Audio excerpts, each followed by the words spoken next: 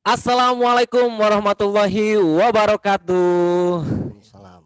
Ya, semangat pagi. Pagi. Pagi.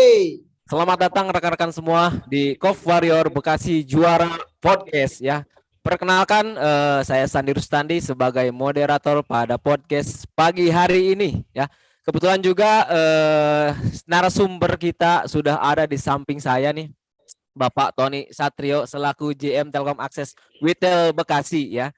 Terima kasih Pak Tony ya sudah hadir di sini. Gimana Pak kabarnya Pak? Baik, alhamdulillah. Alhamdulillah Pak. Mungkin di sini juga ada rekan-rekan dari Zoom dan YouTube, bisa disapa dulu mungkin Pak. Boleh Pak? Baik. Assalamualaikum warahmatullahi wabarakatuh. Waalaikumsalam. Waalaikumsalam warahmatullahi wabarakatuh. Pagi. Baik. Hari ini podcast pagi hari ini spesial banget nih ya. Kita akan mengobrol-ngobrol Pak ya tentang terkait value akhlak ya Pak ya. Di mana di dalamnya itu kan kita ada kompeten tuh Pak ya, ada kompeten. Nah, mungkin topik pada pagi hari ini kita akan membahas tentang kompeten saja Pak ya. Yang mungkin lebih karena kan Bapak juga dapat topiknya tentang kompeten gitu ya. Nah, mungkin tentang kompeten ini kan penting banget nih Pak ya buat istilahnya dari kulturnya akhlak itu. Nah, menurut Bapak, tanggapan Bapak kompeten ini apa sih Pak? Ya. Baik, terima kasih Mas Andi. Sebelum saya menjelaskan, saya ingin menyampaikan terima kasih nih pada teman-teman yang sudah meluangkan waktu untuk join di baik melalui Zoom maupun melalui YouTube. Karena memang obrolan kita pagi ini nggak biasanya nih. Biasanya kita ngobrol di warung kopi gitu ya. Sekarang kita berada di mini studio di TA Bekasi. Jadi kita siapkan sharing pagi ini dalam situasi yang tidak terlalu tegang. Wah sih, kita sersan Pak. Serius tapi santai ya Pak. Serius tapi santai karena memang keseharian kita hiruk pikuknya udah sedemikian rupa. Untuk menjelaskan apa yang tadi disampaikan terkait dengan kompeten, saya ingin membawa nih pemahaman kita dulu terkait dengan kenapa budaya itu penting gitu ya. Dan nanti pasti akan kita mengarahkan ke detail yang mau kita sampaikan terkait dengan pentingnya kompeten itu sendiri ya Pak. Oke. Jadi kita berangkat dari isu ya, sebetulnya bukan isu tapi jadi negara ini memiliki namanya aspirasi digital.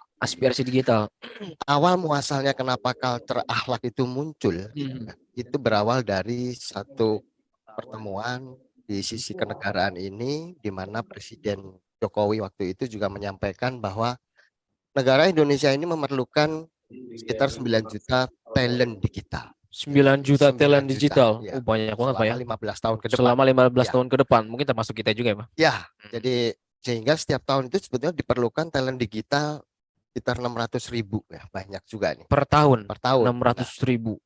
Siapa yang memiliki kewajiban, siapa yang memiliki tanggung jawab gitu ya. Nah, inilah sebetulnya yang ditujukan kepada Menteri BUMN pada saat itu, sehingga diterjemahkan oleh Menteri BUMN dengan 5 priority program.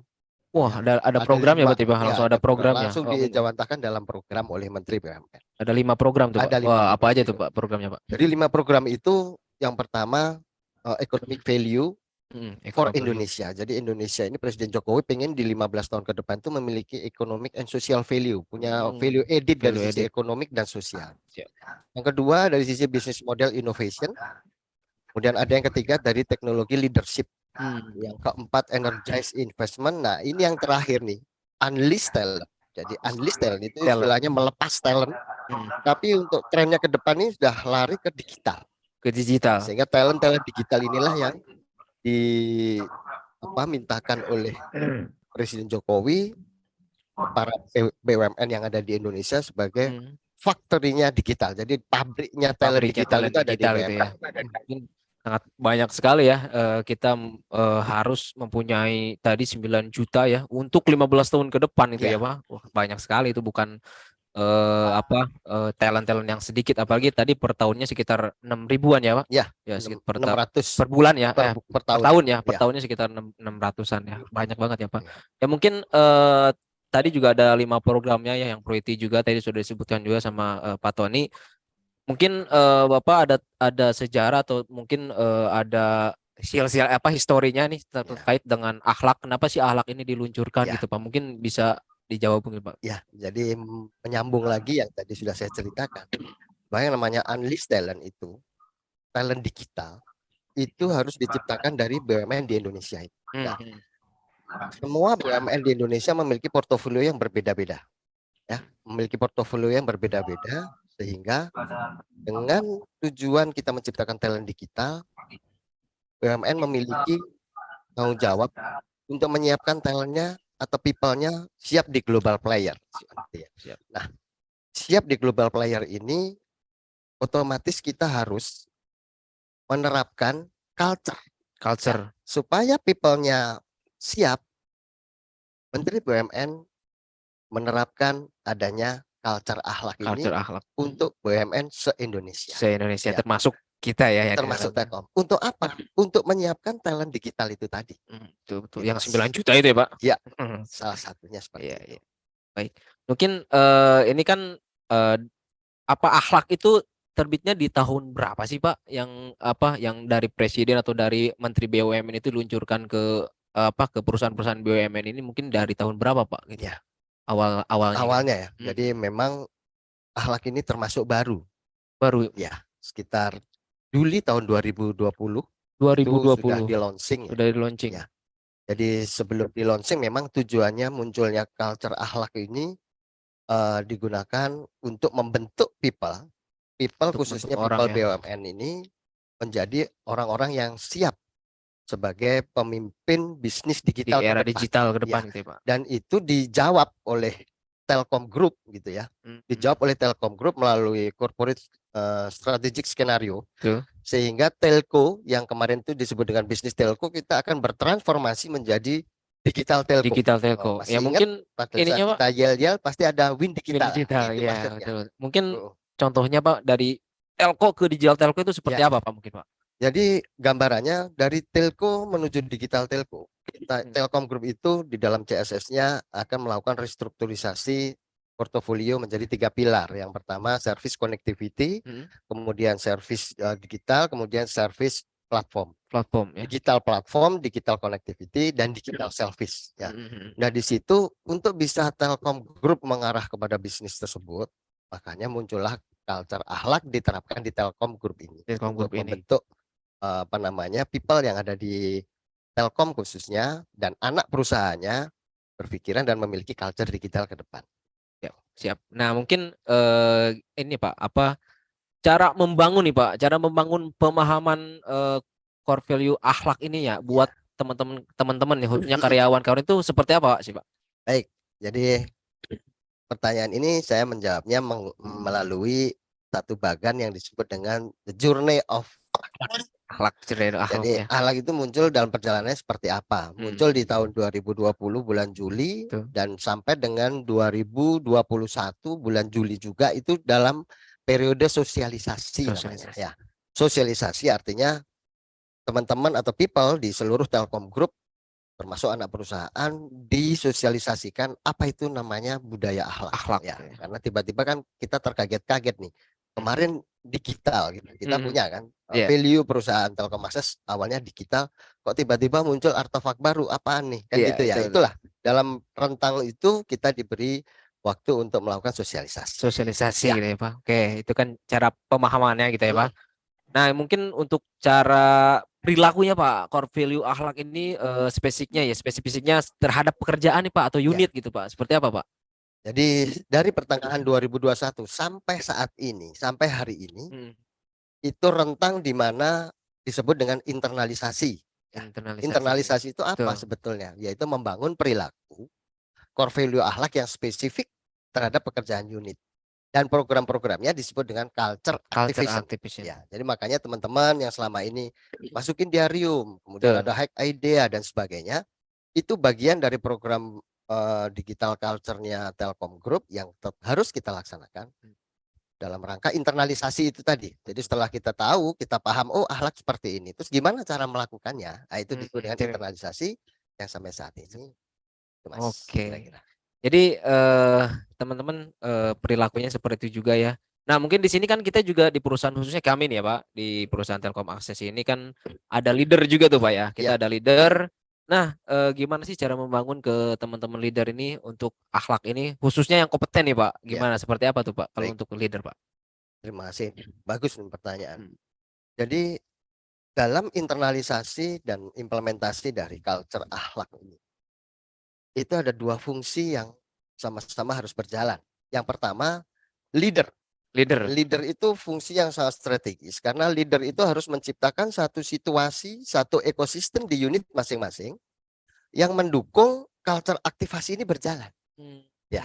Jadi program itu kan sudah ada di Calendar of Culture Activation tahun 2022 dirilis oleh Direktorat HCM-nya Telkom Group. Itu kan seharusnya bisa dijalankan, dilaksanakan di lapangan. Nah, bagaimana caranya? Caranya leader ini harus membentuk satu ekosistem. Seperti apa tuh Pak? Satu ekosistem yang kondusif di mana culture activation itu bisa dijalankan. Seperti apa? Jadi yang namanya leader ya harus menjadi role model. Role modelnya Artinya buat kalau kita teman-teman. nyuruh upload diarium gitu ya, ya dikasih contoh dulu. Betul.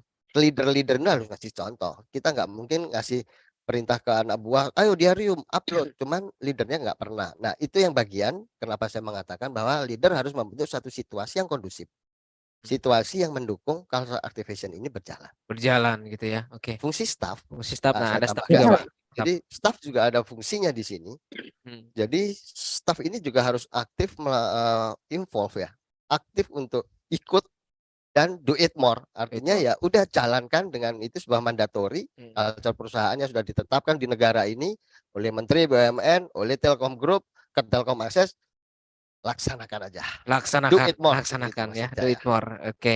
Mungkin selain leader juga kita kan pasti memiliki teknisi nih Pak ya. Ya Teknisi pasti. kita di lapangan gitu ya, yang memang ujung tombaknya kita nih ya di Ya. lapangan.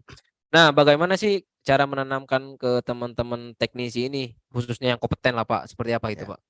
Ya memang kalau kita berbicara teknisi di Telkom Akses ini kalau kita hitung sebetulnya apa performansi Telkom Group yang saat ini sudah di declare ya terkait dengan jumlahnya satuan sambungan IndiHome, kemudian ada declare tentang performansi infra, itu semua dijalankan oleh teknisi di Telkom Akses ya. Betul. Nah, untuk menjawab pertanyaan yang tadi terkait dengan bagaimana teknisi ini bisa menjalankan itu kira-kira seperti itu ya, Iya, khususnya terkait dengan yang core value kompeten karena sesuai dengan apa yang saya sampaikan.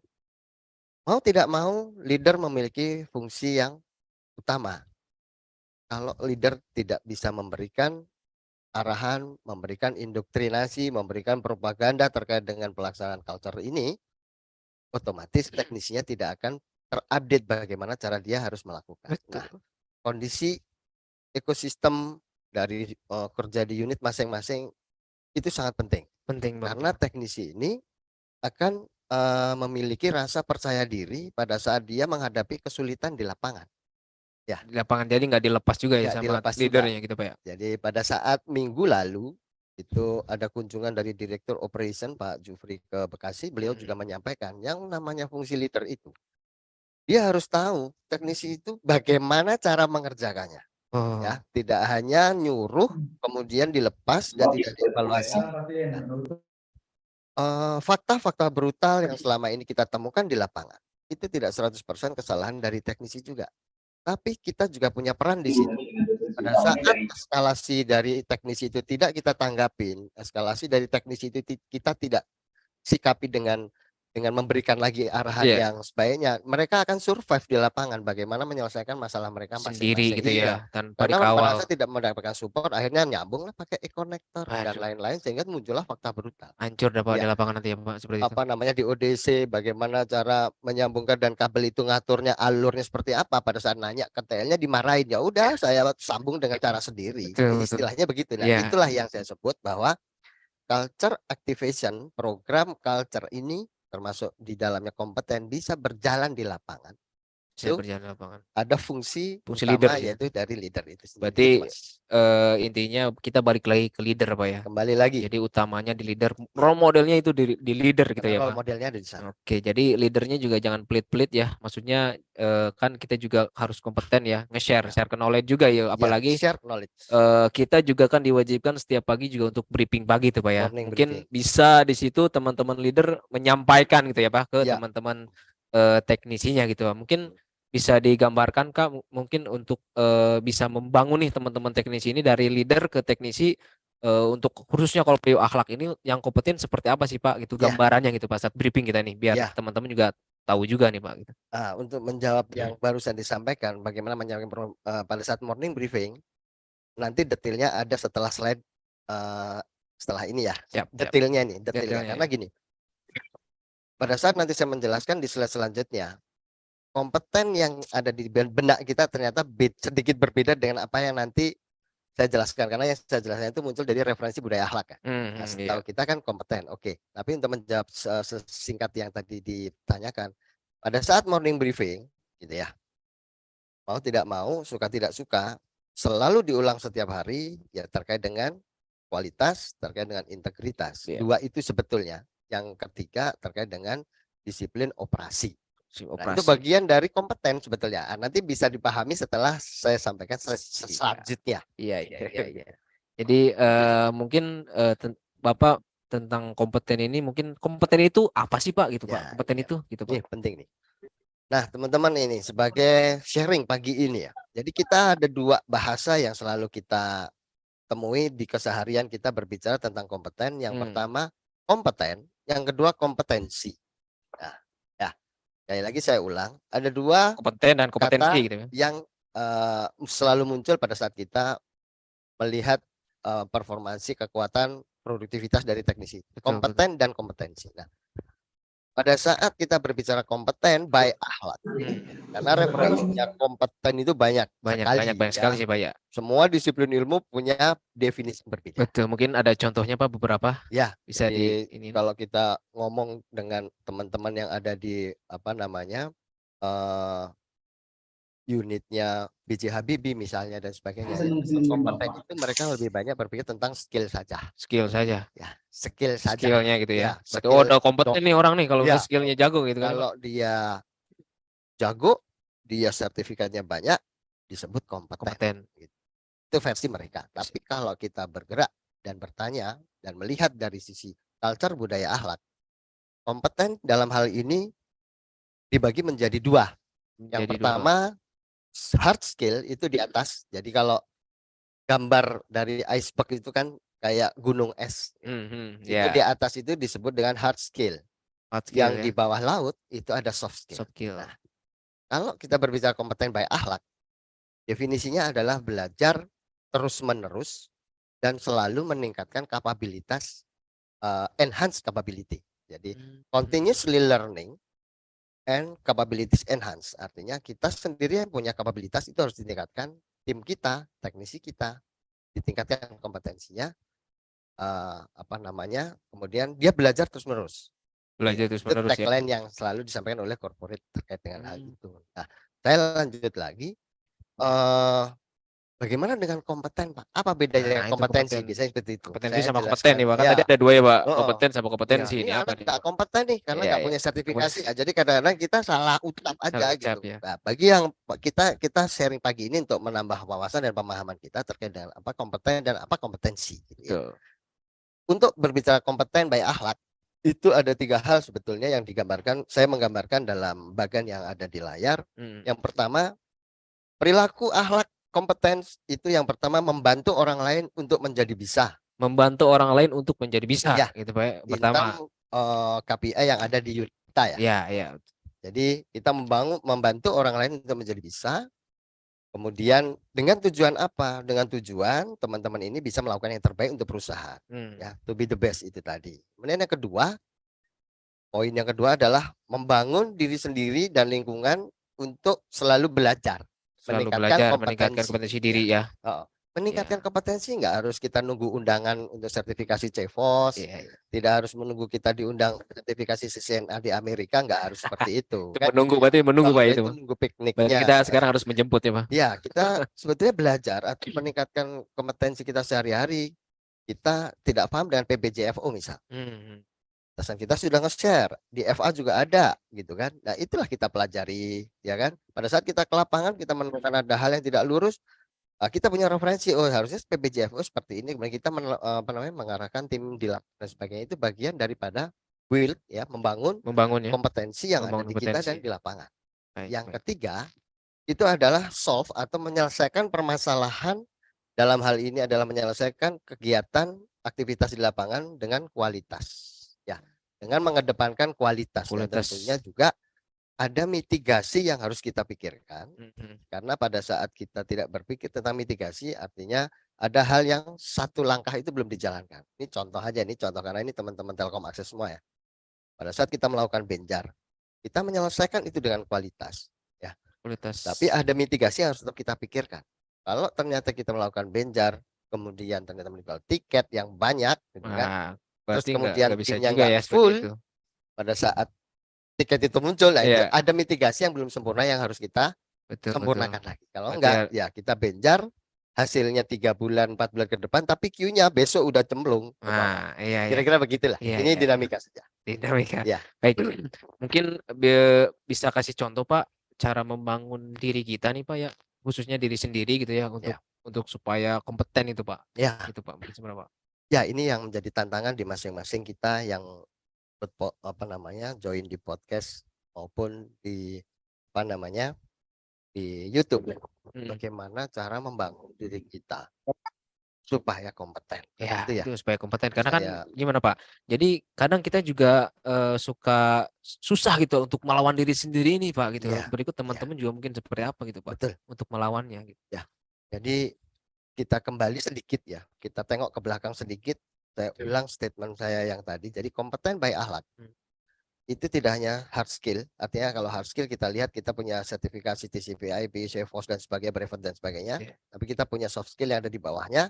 Salah satunya adalah motivasi, kemudian keinginan untuk berubah, kemauan dan sebagainya. Nah, tantangannya pada saat kita berbicara tentang kompeten by akhlak, bagaimana supaya kita kompeten? Artinya kita itu harus mempunyai perilaku untuk bisa saling membantu, kita membangun diri sendiri, kemudian kita menyelesaikan pekerjaan dengan kualitas. Nah, bagaimana itu bisa terjadi Pak? Nature-nya manusia itu adalah malas.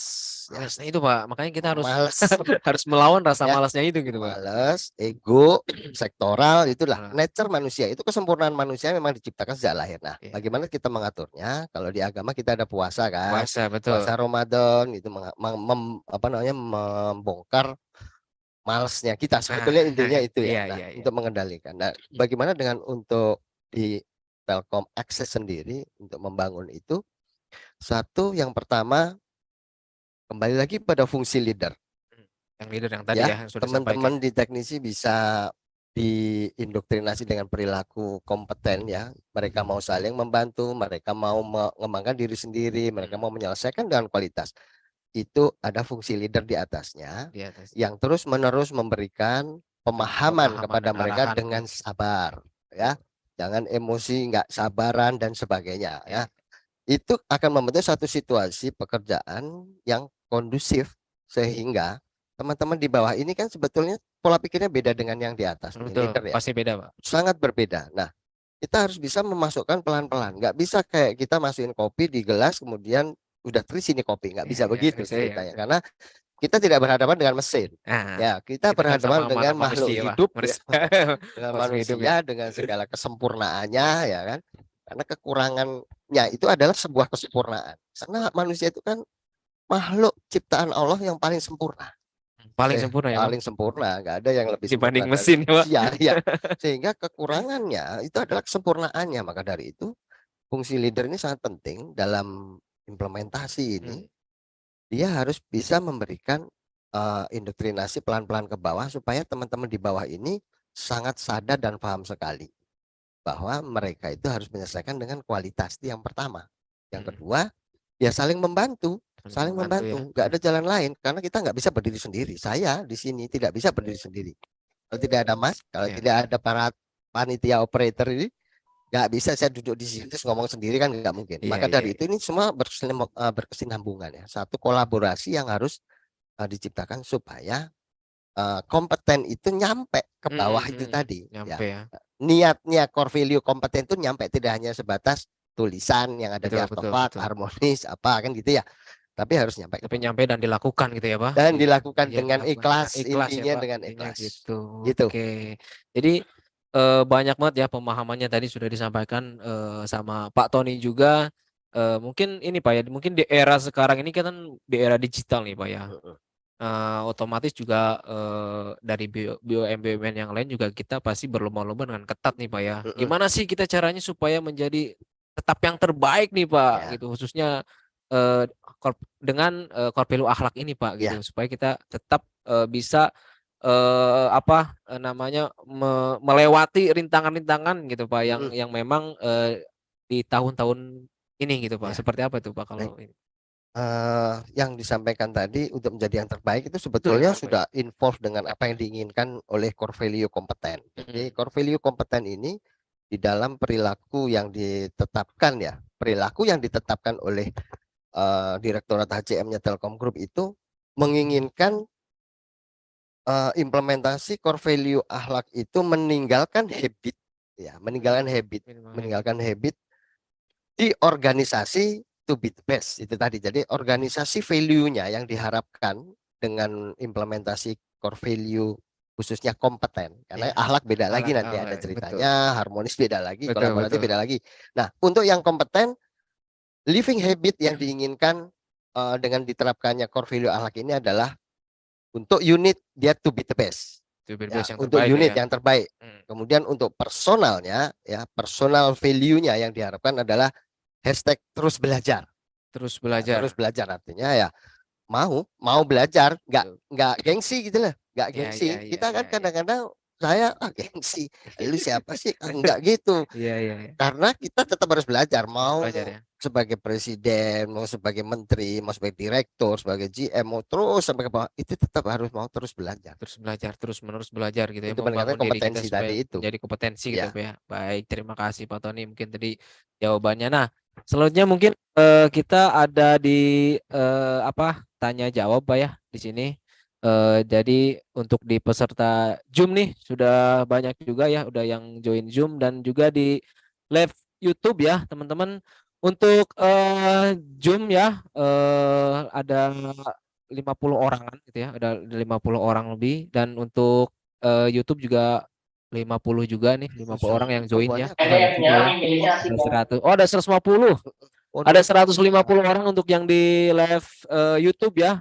Nah, untuk sekarang kita agendanya ada tanya jawab ya. Untuk teman-teman di di Zoom ya, untuk namanya yang belum diganti tolong diganti dulu, mungkin formatnya yaitu area ya, area underscore nama ya, area underscore nama. Dan untuk yang di YouTube ya, untuk yang di YouTube nanti kalau ada yang mau bertanya nih ya, tolong ininya formatnya nick dan juga nama gitu ya, nick dan juga nama ya.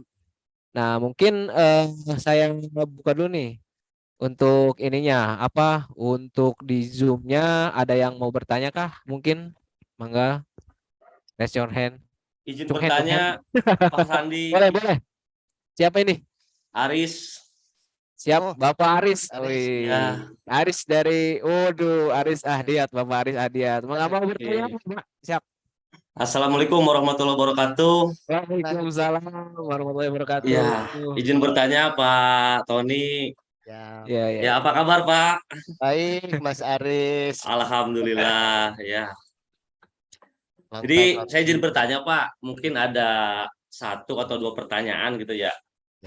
Tadi kan sudah dibahas panjang lebar terkait dengan kompeten. Nah, yang ini ingin saya tanyakan adalah bagaimana cara kita atau dari kita sendiri bisa mengukur apakah kita sudah termasuk orang yang kompeten atau belum, gitu kan? Nah, terus orang yang disebut kompeten itu kalau mengacu ke referensi akhlak itu orang yang seperti apa gitu ya Pak. Jadi ada 2 pertanyaan yang pertama Pak. Baik. Langsung double ya Langsung pertanyaan. Satu lagi boleh nggak Pak? Double nih, berarti ya. Langsung Yes. double ya. Langsung 2. Satu lagi Pak ya. Oke. Satu lagi terus habit atau kebiasaan apa yang diharapkan dalam implementasi core value kompeten Pak di budaya akhlak.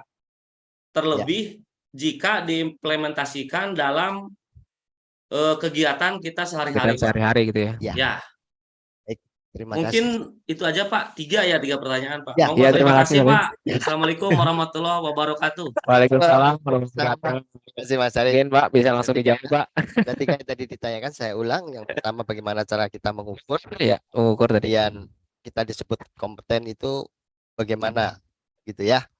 Kemudian Ya, yang ketiga apa namanya? habit atau kebiasaan Habit, apa yang habit. diharapkan gitu ya. Kebiasaan Pak. Sebelum saya menjawab, saya mohon izin untuk minum kopi sebentar. Ngopi-ngopi dulu Pak.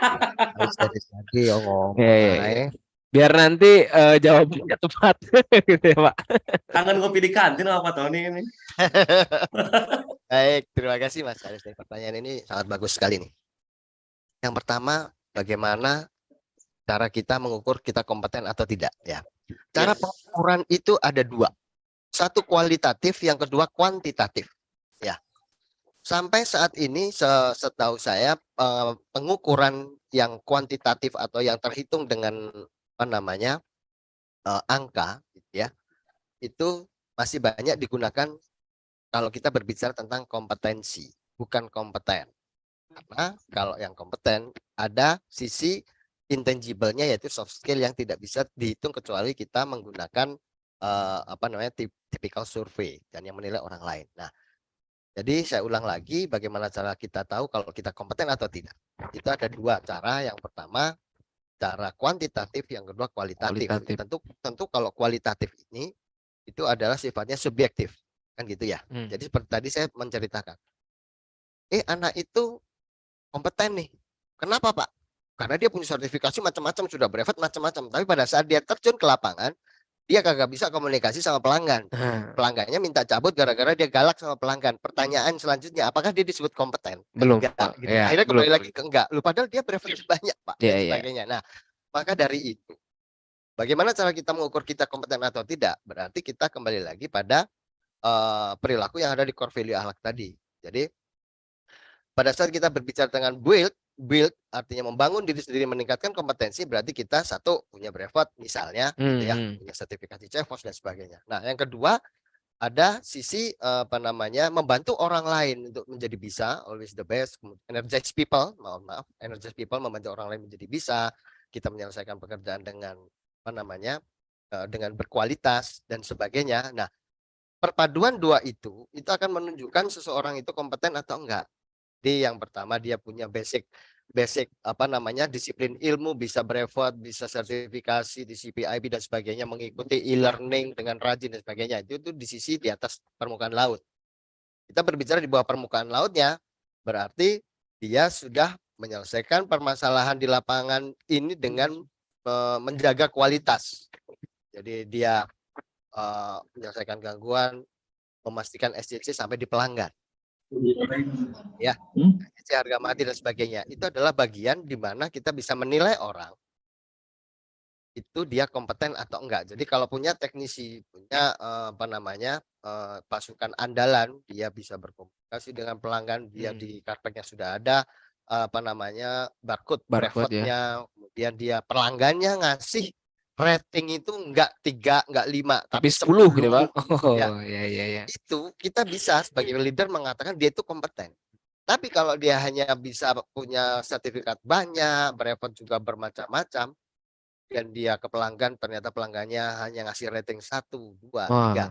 Ya kita boleh mengatakan dia belum kompeten, karena bukan tidak, karena manusia itu nature-nya masih bisa di upgrade lagi menjadi lebih baik. Ya. Yang kedua, pertanyaan tadi adalah apa tadi? Habis minum kopi kok lupa pertanyaan. Habit ya apa? Tadi tuh Bang Aris. Yang kedua ya, itu. Yang kedua itu cara membangun ya. Bagaimana cara? Nah, yang kedua itu orang yang disebut kompeten itu kalau Siapa mengacu gitu? ke referensi akhlak gitu kan, itu orang yang seperti apa gitu Pak ya? Oh iya ya. Ya, itu sebenarnya pertanyaan nomor 2 bisa digabung sama jawaban nomor 3. Oke, berarti yang Jadi satu lagi, Gabung nih. habit atau kebiasaan apa yang diharapkan dari implementasi core value kompeten Pak di budaya akhlak gitu kan. Terlebih jika diimplementasikan dalam pekerjaan kita sehari-hari. ya. Jadi jawaban saya adalah tingkat kalau kita baik akhlak berarti dia memiliki dasar disiplin ilmu misalnya yang berekspor, dia sertifikasi dan sebagainya, dan dia juga bisa mengimplementasikan yang 3 hal terkait dengan akhlaknya kompeten tadi itu, mau membantu orang lain untuk menjadi bisa, ya. Kemudian dia juga menyelesaikan segala sesuatu pekerjaannya itu dengan kualitas, artinya tidak ada lagi unproperan, nggak ada lagi sulapan ya. Kemudian yang ketiga, dia di keseharian punya kemampuan dan kemauan untuk dia selalu belajar. Ada sharing PBCFO, ya dibacalah dia kan gitu ya. Ada sharing e-learning dan sebagainya, dia mau gitu, mau membaca paling enggak. Karena sedewasa kita ini, kesulitan yang kita hadapi adalah males belajar membaca gitu ya. Males untuk membaca. Tapi membaca WA pun kadang-kadang juga males menjawab siap. Nggak perlu tahu nih isinya apa, nggak perlu dijawab siap. Nah, itu Mas Aris. Jadi orang disebut kompeten ya tadi itu. Jadi dari sisi hard skill-nya dia dapat, punya brevet, punya disiplin ilmu yang persyaratkan oleh Telkom Akses, dilengkapi lagi dengan yang soft skill tadi itu. Jadi dia bisa mau membantu orang lain menjadi bisa. Kalau dia bisa, dia pengen jadi bintang film sendirian. Oh, itu kayaknya nggak cocok. Nggak bisa ya Pak begitu. Saya di Telkom Akses kita harus bareng-bareng karena area misalnya di sini ada 9, dia 9 itu harus semua. SM areanya, artinya satu SM area bisa, dia harus nolongin dan mau membantu temannya supaya jadi bisa. Kira-kira itu Bang Aris ya, sudah terjawab 2 pertanyaan, 3 pertanyaan tadi ya. Langsung terjawab semua. Ya, terima kasih Pak Sandi, Pak Tony atas sama-sama. Boleh ada yang bertanya lagi? Izin bertanya. Siap, dari mana? Dari Jaktim Anugraha. Dari Jaktim, boleh Pak. Mangga. Assalamualaikum Pak Tony, Bang Aris. Waalaikumsalam warahmatullahi wabarakatuh. Sehat Pak Tony. Alhamdulillah. Izin bertanya Pak Tony. Ya, ini terkait dengan kompeten. Sebenarnya indikator apa sih ketika seseorang itu kompetensinya atau sudah tidak berkompeten lagi? Misalnya tadinya dia kompeten banget, tapi makin kesini makin turun. Tapi indikatornya itu apa sih sebenarnya sih? Kadang-kadang kan kita suka luput dari penglihatan kita gitu. Itu yang pertama. Kemudian yang kedua, ketika seseorang mempunyai kompeten di bidang A, tetapi manajemen menempatkan di bidang B gitu, sehingga kompetensi dia itu tidak terlihat. Jadi sehingga orang-orang beranggapan dia tidak kompeten gitu. Padahal dia sebenarnya kompetensinya bukan di bidang itu. Itu aja Pak Tony dari saya. Terima kasih banyak. Sehat selalu. Ya, terima kasih. Assalamualaikum warahmatullahi wabarakatuh. Ada 2 pertanyaan nih Pak tadi ya. Boleh. Langsung dijawab mungkin Pak ya. Indikator orang sudah tidak kompeten itu seperti apa kan tadi Pak itu? Iya. Jadi 2 pertanyaan ini sebetulnya saling terkait Pak. Jadi terima kasih nih udah bertanya ya, berkenan bertanya. Jadi memang ini yang sehari-hari kita hadapi. Iya. Ini bocah kemarin tuh kelihatannya kompeten, setelah lebaran kok makin turun, indikatornya apa sebetulnya kita supaya kita tidak subjektif lah, kira-kira begitu ya. Nah, supaya tidak karena like and dislike gitu.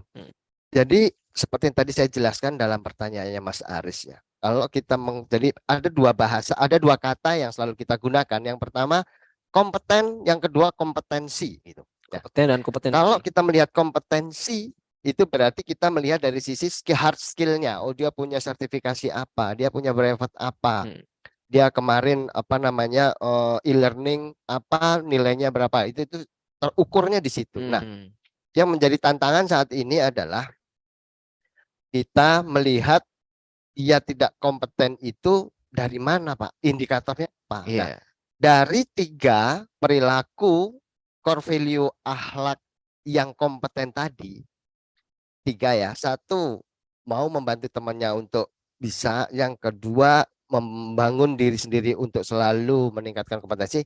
Nah, yang ketiga ini yang sebetulnya kita bisa lihat indikatornya, Pak. Kalau dia itu selalu tidak menyelesaikan pekerjaannya dengan kualitas, ya, berarti dia sudah mulai mengalami degradasi. Nah, tiga itu apa yang ketiga? Kualitas yang saya maksud apa? Kalau kita dengan teknisi provisioning atau teknisi asuran misalnya, dia kalau menyelesaikan tiket enggak pernah SCC. SCC selalu failed misalnya seperti itu. Dia tidak mentok sampai close beneran, tapi hanya sampai medcare misalnya ya.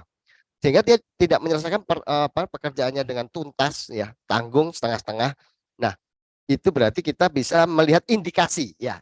Jadi indikator yang ditanyakan itu tidak ada, saya belum pernah menemukan launching indikator untuk menilai soft skill dan hard skill menjadi satu sekaligus. Saya belum pernah melihat. Tapi kita sebagai leader, Pak, kita boleh melihat, loh ini anak kemarin saya menilai kompetensi sekarang menurun. Berarti ada gap ya, gap yang harus kita tutup. Bagaimana caranya? Akhirnya kembali lagi pada fungsi pembinaan kita sebagai leader. Kita panggil nih yang bersangkutan, kita ajak ngobrol-ngobrol, kita ajak ngopi-ngopi misalnya. Mungkin dia mau eskalasi, Pak, itu nggak pernah bisa. Pada saat selalu eskalasi dimarahin, selalu eskalasi disebut nggak mampu. Pada saat dia eskalasi, dia selalu dibilang entah-entah apa, sehingga eskalasi dia tidak pernah dibantu oleh manajemen. Itu mungkin salah satunya yang menyebabkan banyak orang di Telkom Akses ini menyelesaikan segala sesuatu dengan survival di lapangan sendiri. Sehingga dia cepat-cepatan untuk nyambung, cepat-cepatan untuk closing tiket, technical close dan sebagainya, belum medcare belum tuntas, udah balik lagi ke STO. Salah satunya itu. Jadi jawabannya adalah itulah fungsi leader Pak AA, di mana pada saat kita melihat ada indikasi ya, tidak indikator, tapi indikasi ini sudah mengalami satu penurunan kompeten, berarti fungsi kita masuk ke dalamnya. Kita jemput bola aja. Jangan nunggu dia pingsan, jangan nunggu dia akhirnya degradasi moral, motivasi turun, malas kerja, malas bangun, malas apel. Jangan sampai, ya itu fungsi leader di situ, kita saling melengkapi. Begitu kira-kira Pak yang itu mungkin jawaban yang pertama ya, Pak. Sudah terjawab. Mungkin tadi kan ada 2 pertanyaan tuh, ya. Yang kedua sudah ada di kompeten di bidang lain tapi salah penempatan gitu, Pak. Ya, nah, ini seperti apa tuh? Itu kita alami juga ya, Pak. Mungkin saya sertifikasinya CCNA kok ditaruh di marketing, di commerce, di Telkom Akses gitu ya. Nah, salah tempat ya. Jadi itu nggak nyambung. Saya merasakan apa yang Pak AA tanyain gitu. Karena saya juga mengalami hal seperti itu. Nah, bagaimana? Nah, kembali lagi kita lihat dari banyak faktor sebetulnya, dan siapa pengambil keputusan yang ada di dalamnya. Karena keinginan kita dengan keinginan di layer pengambil keputusan biasanya ada sedikit perbedaan.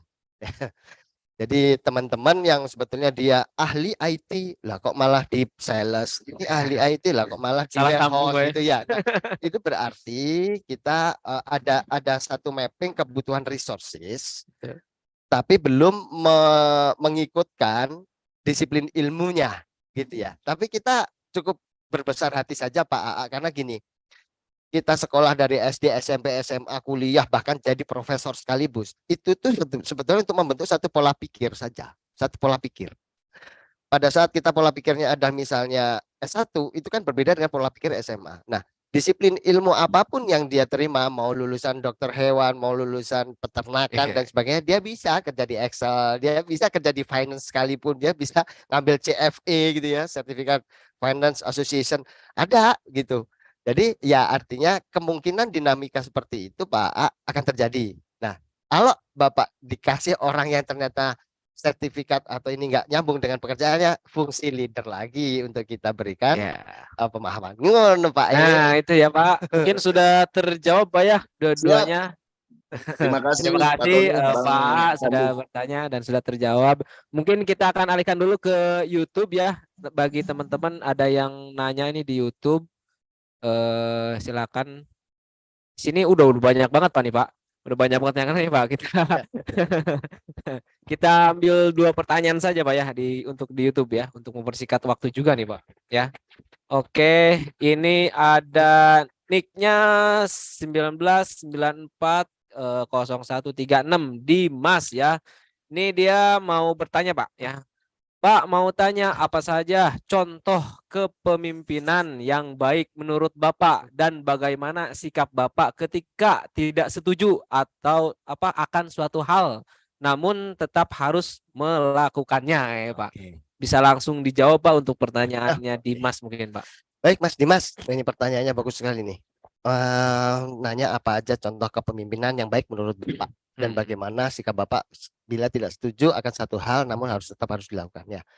Jadi Mas Dimas, saya sampaikan dari pertanyaan ini yang pertama, contoh kepemimpinan menurut Bapak yang baik ya. Ya.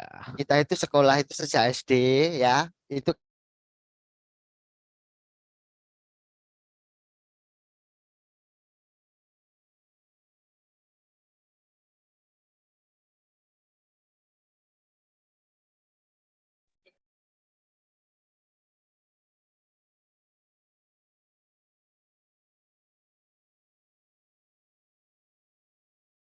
hilang suaranya nih. Lag kayaknya nih. Lag di hostnya kali ya? Unspec nih, unspec. Unspec. Sinyalnya kurang bagus.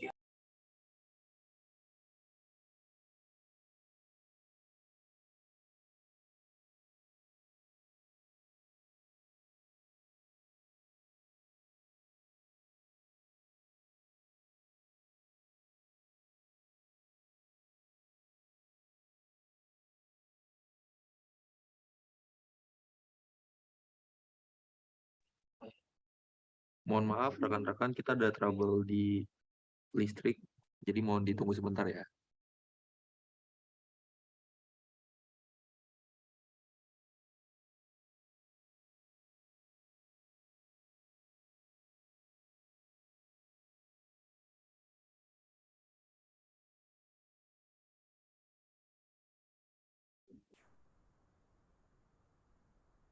Mohon maaf, ada trouble di power kami, sehingga mohon ditunggu sebentar. Mati lampu, Pak.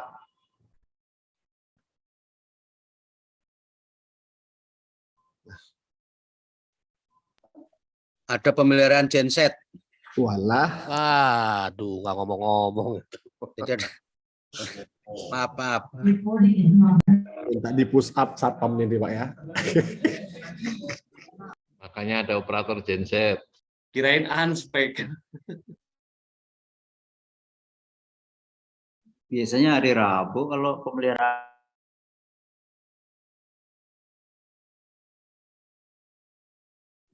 Ini Jumat berkah ini Pak Kartono. Siap Pak Yaya.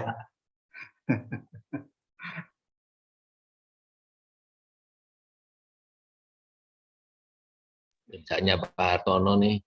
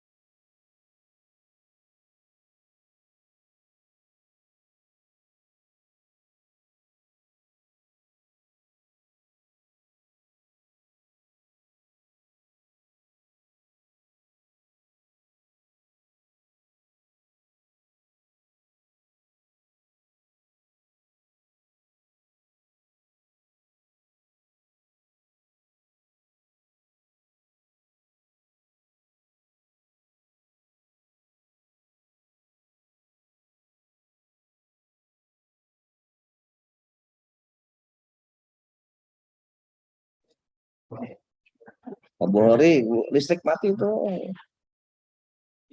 Nggak bisa saya, betul.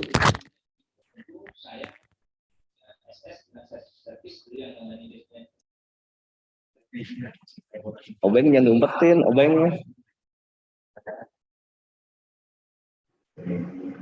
Kres nih kenapa nih Kres?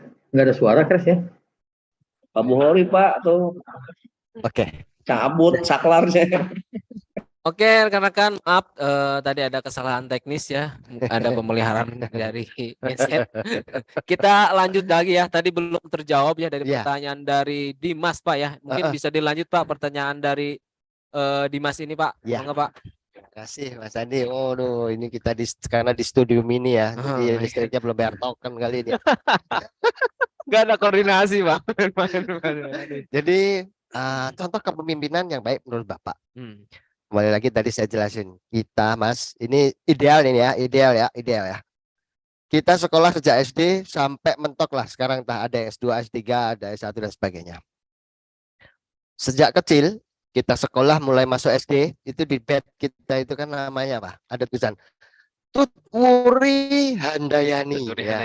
Kira-kira begitu ya. Tulisannya nih Tutwuri Handayani. Artinya apa? Artinya itu sebetulnya Ki Hajar Dewantoro pada saat itu menyampaikan seorang pimpinan yang baik gitu. Dia berada di belakang pasukan untuk memberikan dorongan supaya pasukan ini kita bisa mencapai apa yang diinginkan oleh perusahaan. Tapi itu belum lengkap ya. Kelengkapannya yang pertama adalah Engarso Sung Tulodo. Artinya di depan itu memberi contoh. Ya, role model dalam setiap culture organisasi yang harusnya kita jalankan. Pimpinan yang ada di depan, leader itu sebagai contoh. Bagaimana kita kok mandek maning ini zoomnya berhenti ya? Putus Pak.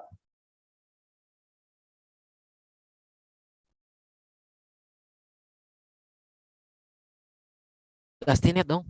Nah, Aslinya baru nyala. Aslinya baru nyala. Yuk lanjut. Oke. Udah nih, bisa nih ya. Oke. Ya, yang pertama tadi Engarso Sung Tulodo, jadi di depan memberikan contoh, di tengah bersama-sama pasukan untuk memberikan arahan dan kekuatan untuk supaya kita bisa jalan bareng, dan di belakang kita memberi dorongan supaya itu jalan. Tapi itu dari sisi contoh kepemimpinan yang baik saat ini, yaitu dia harus membentuk satu lingkungan kinerja di dalam organisasinya yang dia pimpin. Itu adalah lingkungan yang kondusif. Yang kondusif maksud saya apa? Kondusif adalah dia bisa mengajak layer di bawahnya untuk bisa berterus terang eskalasi ke atas, dan yang atas memberikan support ke bawah. Yang kita hadapi saat ini adalah yang di bawah itu malu, takut, nggak berani untuk melakukan eskalasi. Karena yang di atas selalu mengatakan kamu nggak mampu, kamu nggak bisa menyelesaikan masalah dan sebagainya.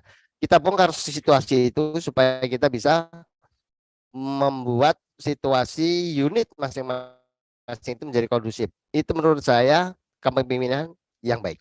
Oke, sudah terjawab ya Bang Dimas ini. Langsung ke yang Bang Dimas. Oke, kita langsung nih Pak Farid, kalau mau nanya silakan Pak.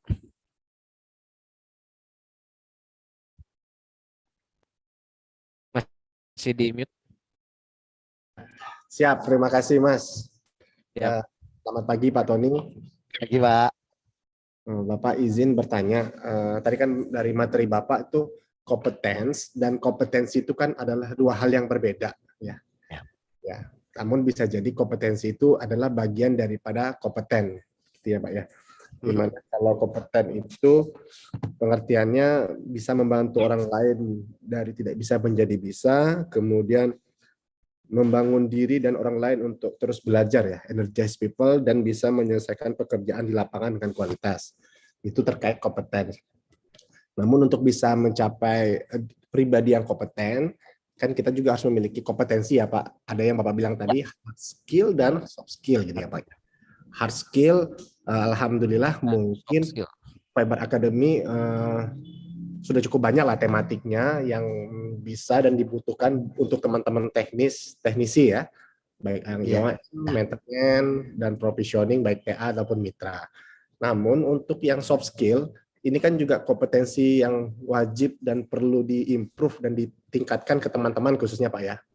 Nah, izin mungkin untuk soft skill ini mungkin Bapak ada masukan atau saran bagaimana cara meningkatkan kompetensi soft skill, Pak, khususnya buat teman-teman teknisi, TL ataupun SM gitu, yang ada di Telkom Akses sehingga terpenuhi kompetensi hard skill dan soft skill tadi sehingga karyawan kita menjadi karyawan yang berkompeten dalam bekerja.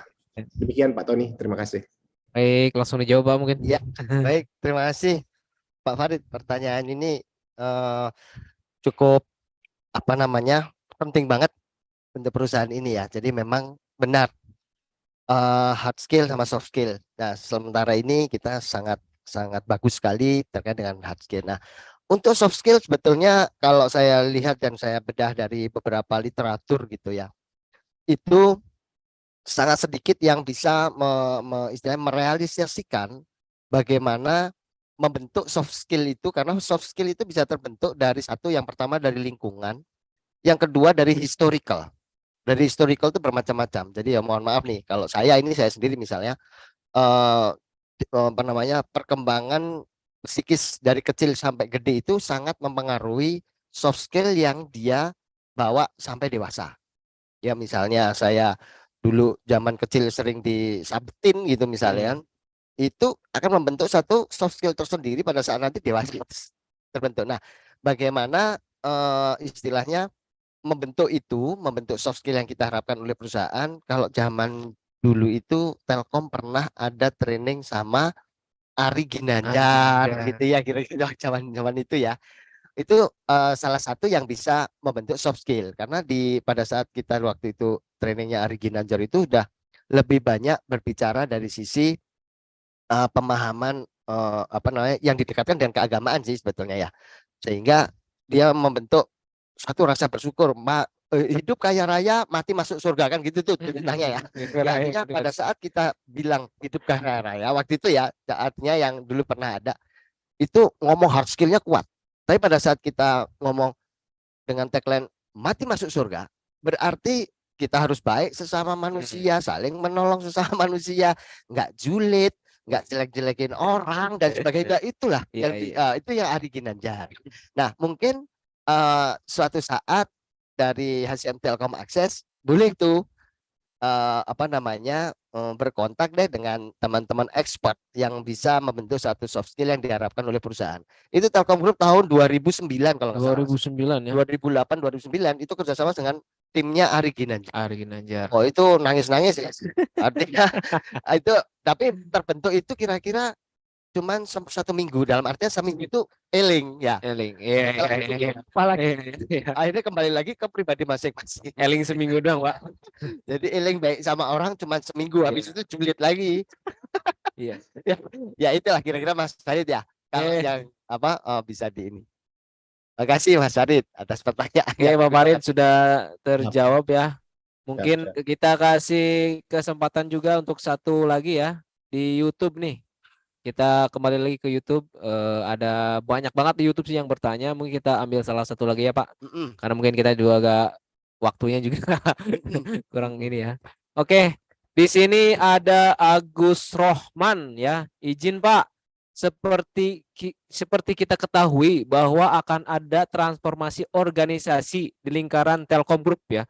Bagaimana cara kita mempersiapkan kompetensi diri untuk menghadapi perubahan itu Pak? Nah, mungkin langsung bisa dijawab saja Pak ya. Baik, Mas Agus Rohman, terima kasih.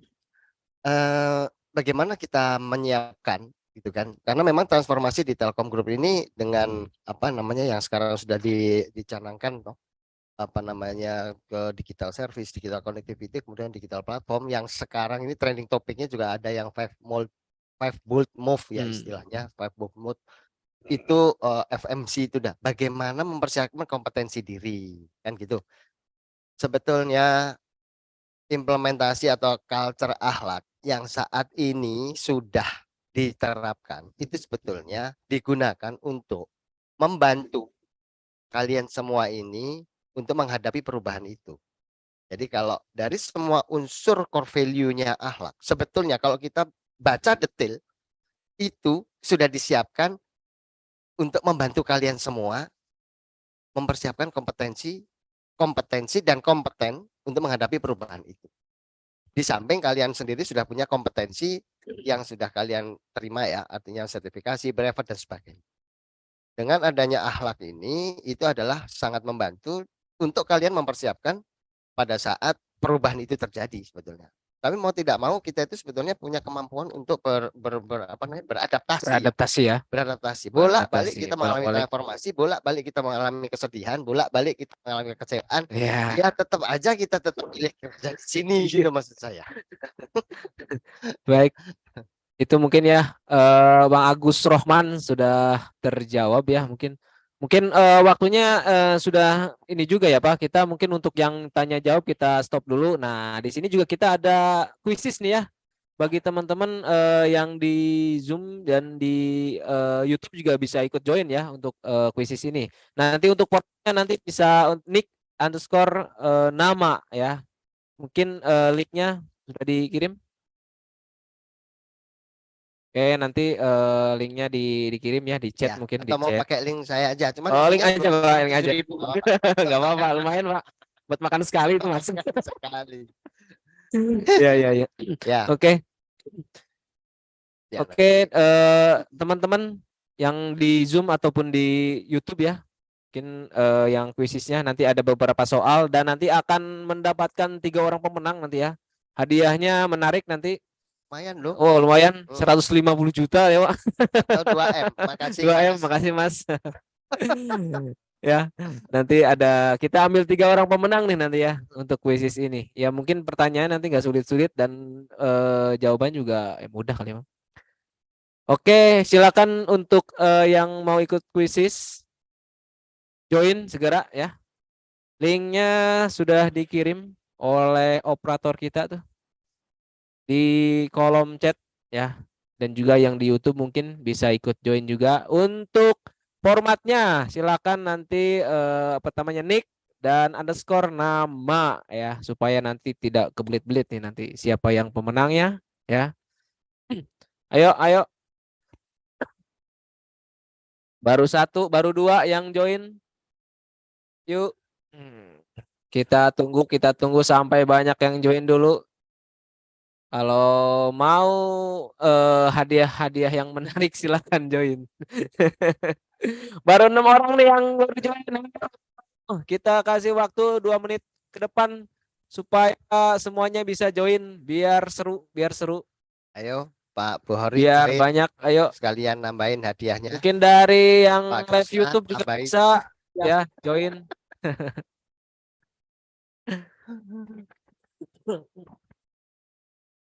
Ya sambil nunggu ini ya, sambil nunggu mungkin yang join Pak, mungkin ada yang Ya. tambahkan silakan Pak. Ya, terima kasih nih. Sambil nunggu nih ya, yang join kuisis karena untuk yang kita yang sudah sepuh-sepuh ini kadang-kadang bingung. Bingung. Apa? Tapi Iya, yang iya, yang iya. mudah-mudah aja. Yang join ya kan yang mudah. Betul Ya Pak. intinya saya sambil menunggu teman-teman bisa join banyak. Oke. Saya juga menyampaikan terima kasih nih bapak-bapak, para GM, para manajer sudah berkenan bergabung di situasi hiruk pikuk dan kesulitan operasional masing-masing. Tapi penting kita bisa sharing ya, paling tidak kita menambah wawasan apa sih sebetulnya core value kompeten itu, karena yang kita lihat keseharian pada saat kita masuk kantor, kita melihat artefak-artefak itu tertempel, itu sebetulnya bagian dari kita mengindoktrinasi diri sendiri untuk mengetahui dulu, baru mengetahui. Tapi bagaimana isi dan sebagainya, kayaknya memang kita harus berbicara, ngobrol, sharing, karena implementasinya ini yang cukup sulit di lapangan. Ya, segala sesuatu yang ideal itu biasanya sulit diterapkan. Tapi ini bagian kalian teman-teman sebagai leader itu punya fungsi yang utama di sini untuk bisa berjalan atau enggak. Iya. Oke, sudah banyak juga tuh yang join. Sudah ada berapa? Ya. Terus yang mau join silakan join. Kita tunggu nih. Sekitar setengah menit lagi lah kita start ya, Pak. Ya. Setengah menit masih bisa kopi susu dulu. Bisa ngopi dulu. Tapi rokokannya nanti Pak di belakang. Di khusus ruang room.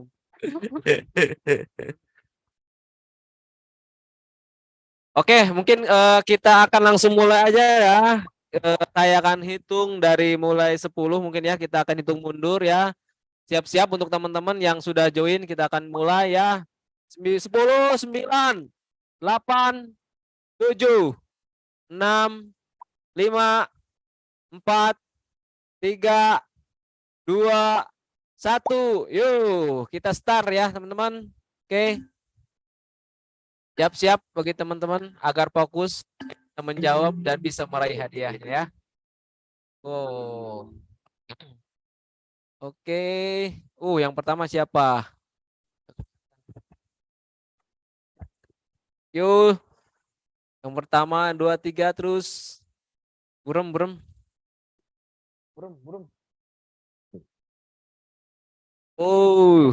Siapa tuh yang pertama? Sama kedua, ketiga. Udah ada. Naik lagi. Ayo, terus. Naik lagi. Iya, dari bawah.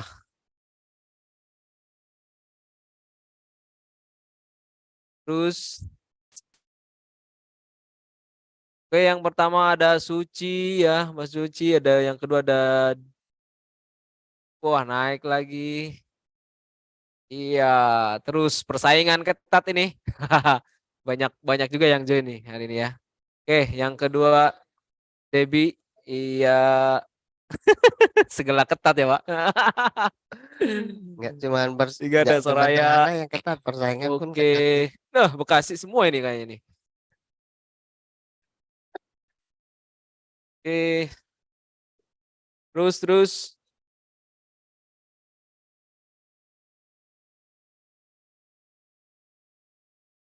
Ayo fokus biar mendapatkan hadiah nih. Ada hadiahnya gas nanti terus, yang gas terus.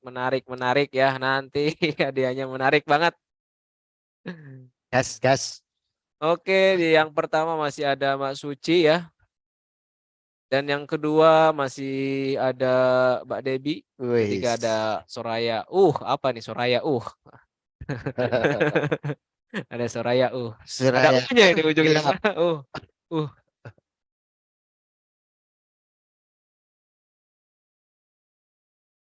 Oke. Oke, rekan-rekan. Ya, terus. Untuk kuisisnya terus. Tetap konsentrasi menjawab dengan benar supaya mendapatkan hadiah yang menarik.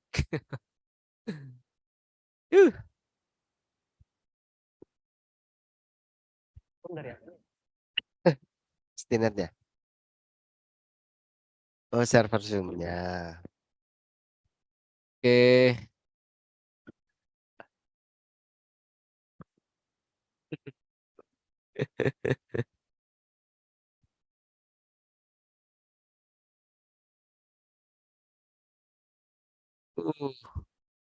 Yep. Terus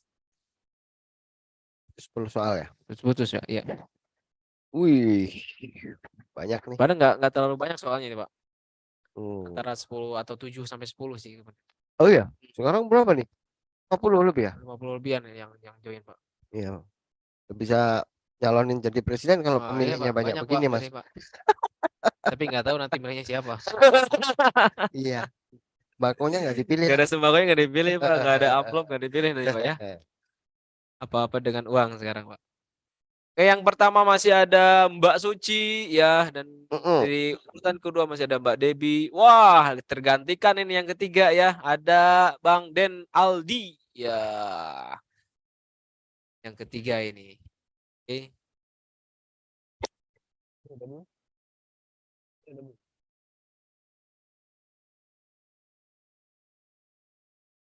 Oke, kita udahin untuk kuisisnya.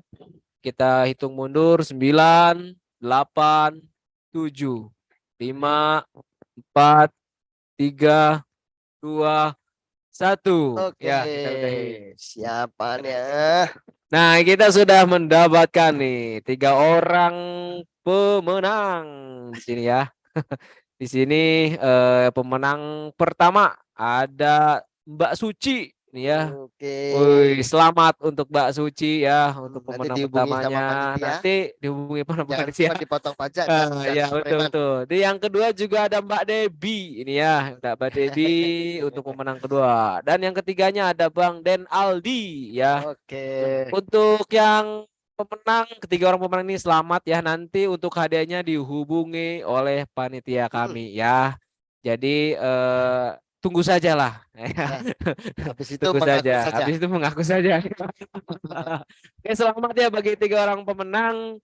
Mungkin kita akhiri dulu untuk kuisisnya. Nah, mungkin kita juga udah di akhir ujung acara nih Pak ya.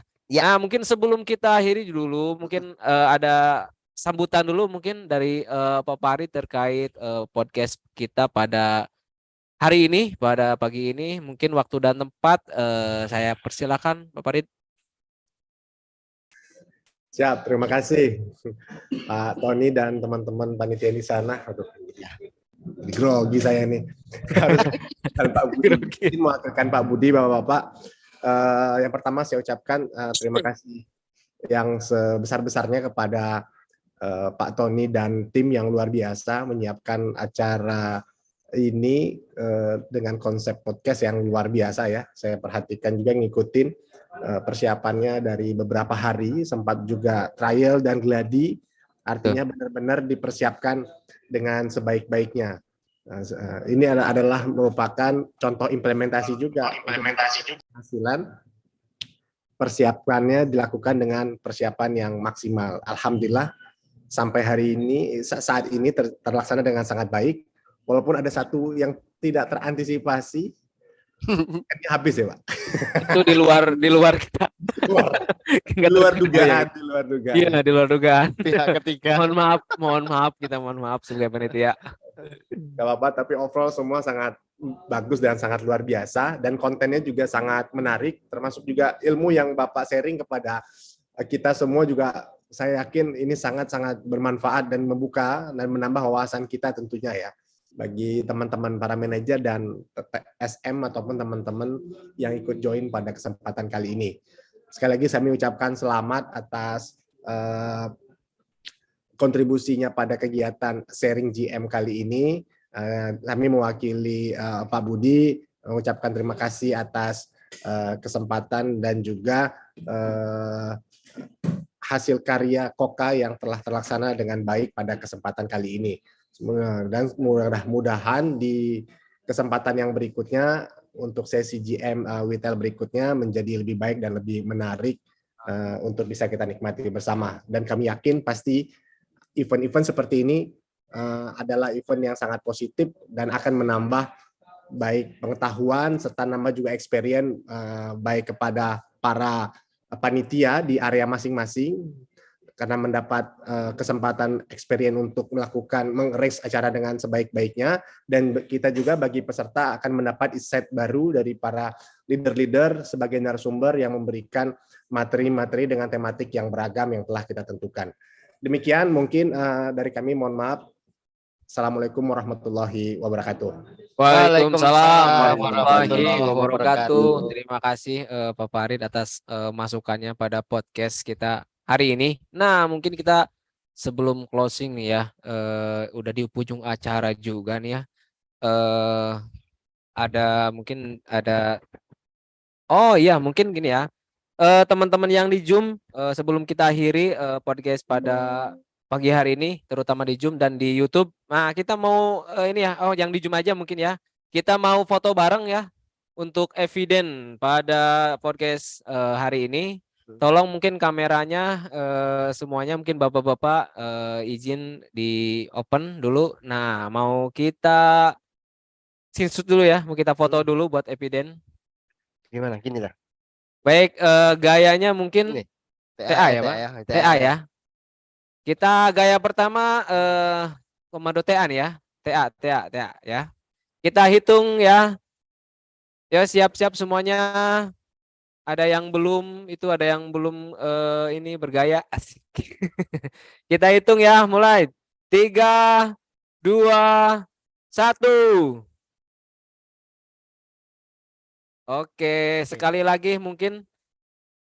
Yang slide keduanya ya, slide keduanya karena memang belum semua kena nih. Yang slide keduanya siap-siap. 1, 2, 3. Oke, terima kasih untuk rekan-rekan semuanya. Mungkin kita juga udah di akhir acara nih ya, di ujung akhir acara. Mungkin ada, sebelum kita akhiri mungkin ada closing statement Pak. Ya, untuk baik. pagi ini Pak, Terima untuk kasih. mengakhiri pagi ini. Mangga Pak. Terima kasih ya teman-teman para GM, kemudian Pak Farid, teman-teman para manajer, dan teman-teman SM serta semua yang bergabung baik melalui Zoom maupun YouTube. Saya menyampaikan juga mohon maaf bila ada hal atau kata-kata yang tidak berkenan dalam penjelasan ini. Tapi memang closing statement yang ingin saya angkut itu adalah bahwa seseorang disebut kompeten itu tidak hanya dilihat dari sisi skill semata, tapi harus dilengkapi dengan 3 hal. Yang pertama, keinginan untuk selalu belajar, kemudian kemauan untuk membantu orang lain supaya bisa, dan yang terakhir adalah komitmen untuk menyelesaikan tanggung jawab dengan prinsip kualitas. Nah, ini semua bisa terwujud apabila pimpinan unit, baik di unit terkecil ataupun unit yang paling besar, sebagai leader ya, saya mengatakan sebagai leader, bisa menanggalkan ego yang dimiliki oleh masing-masing dari kita dan menciptakan ekosistem kerja yang kondusif dan menghargai segala inisiatif serta memberikan apresiasi apapun sekecil apapun yang sudah dilakukan oleh bawahan dalam rangka untuk mengimprove pekerjaan dari hasil yang mereka lakukan. Oke. Jadi harus membentuk satu situasi yang kondusif dulu baru ini bisa jalan. Kalau enggak, betul. ya agak jalan ya, panjang perjalanannya. Baik, terima kasih Pak Tony atas statement closingnya ya yang luar biasa banget, mantul banget nih, mantap betul ya. Nah, terima kasih juga rekan-rekan yang sudah hadir pada Zoom hari ini dan juga yang di YouTube. Terima kasih juga dari kami, mohon maaf juga bila ada kesalahan, salah kata, salah perilaku dan juga mungkin tadi ada kesalahan sedikit yang di luar dugaan. Kita mohon maaf selaku panitia ya. Mungkin sebelum kita akhiri nih Pak, kita akhiri dengan pantun ya Pak, biar mantap gitu Pak ya. Langsung aja Pak ya. Ada cakep, ada cemeti. Cakep. Iya. Disimpan dalam satu peti. Cakep. Jaga akhlak budi pekerti. Agar tabiat buruk segera diganti. Asik. Mantap. Oke, wassalamualaikum. Ada 2 nih Pak. Kita satu lagi Pak. Satu lagi. Biar teman-teman ada ini ya Pak ya. Oke. Daun salam di atas baki. Ya. Yang menjawab salam, saya doakan banyak rezeki. Amin. Wassalamualaikum warahmatullahi wabarakatuh. Waalaikumsalam. Terima kasih teman-teman semuanya. Buah atap dimakan. Ini salah banyak banget.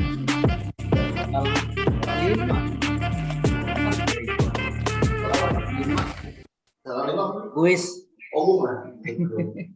Dari jalan.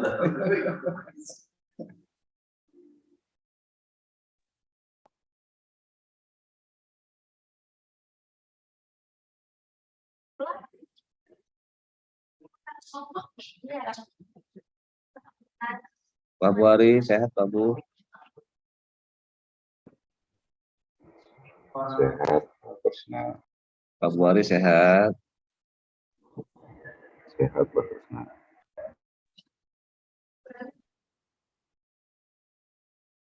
Buah atap dimakan anget-anget Pak Buhari. Mantap banget. Jago Bapak Anton nih.